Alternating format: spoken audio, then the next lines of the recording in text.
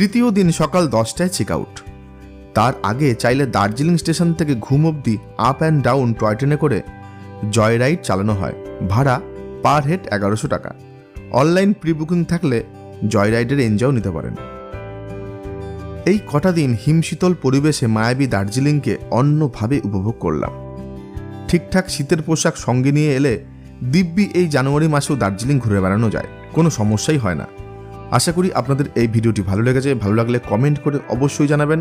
আজ এখানেই শেষ করছি, ফিরছি আরেকটি নতুন আকর্ষণীয় ভ্রমণের ভিডিও নিয়ে। ততক্ষণ ভালো থাকুন এবং সুস্থ থাকুন।